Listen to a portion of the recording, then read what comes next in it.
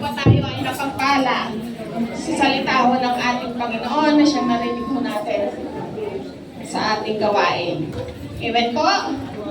Amen po. Sa oras ho ito, tayo ho ay dadako sa pagbabalik kaloob para ho sa ating Panginoon, sa gawain ho ng ating Panginoon. Amen po?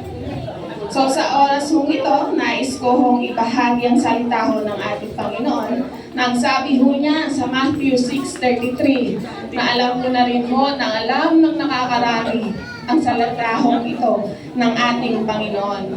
Ang sabi ho niya, "But seek ye first His kingdom and His righteousness, and all these things will be given to you as well." Amen po?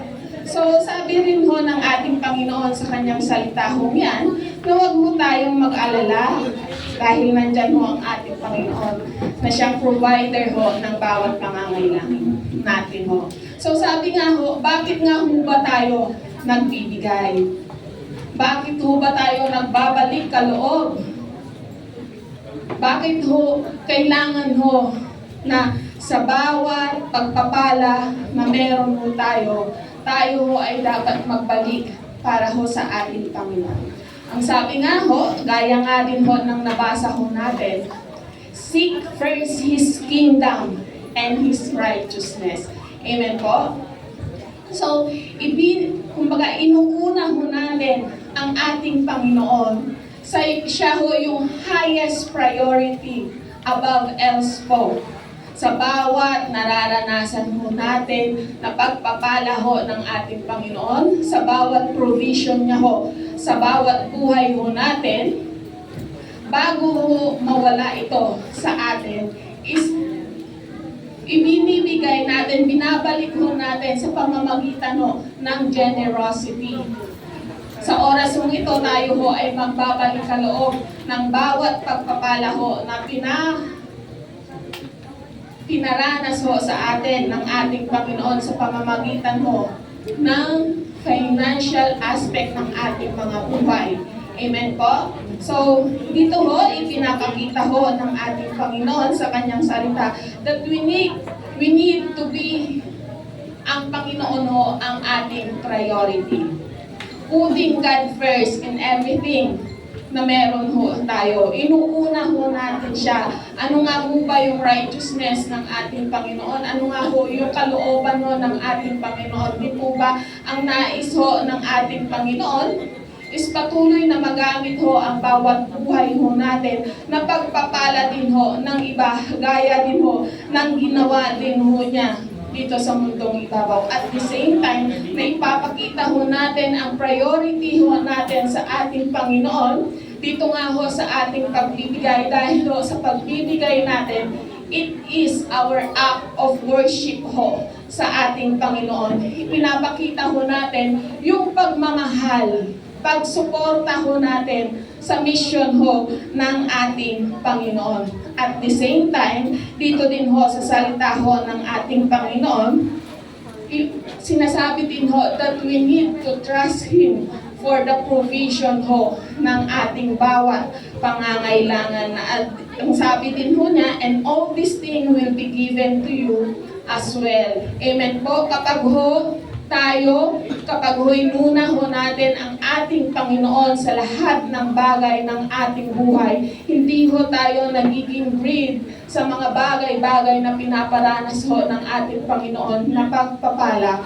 Ang Panginoon ho ang patuloy na magbibigay pagpapalang rumaragasa ho sa bawat isa ho sa atin.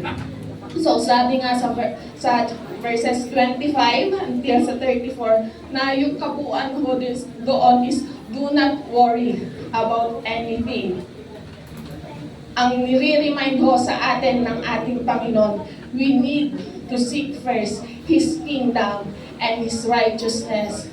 And all these things, at ang bawat pangangailangan ho natin, hindi ho yung once lang ho natin, bawat pangangailangan ho natin, ang Panginoon ho, ang patuloy na magpaparanas ho sa atin, magbibigay ho ng mga ito. So, atin hong panghawakan ang ating tithes, and offering. So yung mga wala pa pong blue envelopes ho, nandyan ho ang ushering team sa likod, sa table ho sa likod.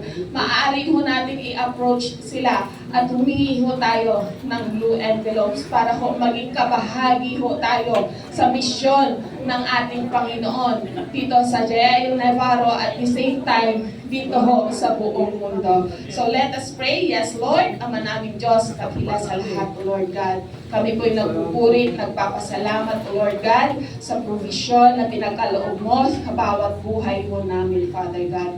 Maraming salamat, O Lord, sa kalakasan din po na pinuprovide mo sa bawat isa sa amin, O Lord God, upang patuloy mo kaming magamit mightily and effectively sa mission mo dito sa mundong ibabaw at the same time, Father God, sa aming mga trabaho at negosyo, Father God.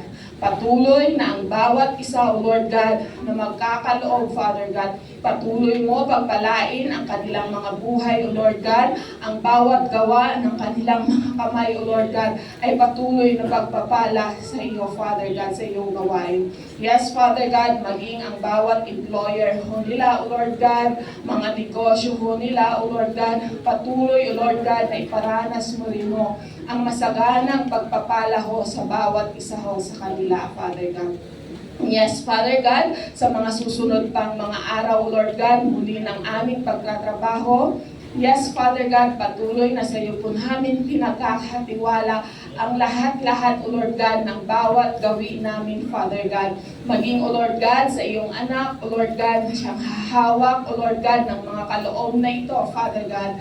Patuloy, O Lord God, give her the wisdom upon wisdom on how to handle properly every single tithes and offering na to, Father God. Yes, Father God, muli sa iyo po namin pinagkakatiwala ang lahat-lahat. Ito po ang aming samot panalangin. In Jesus' name we pray. Amen.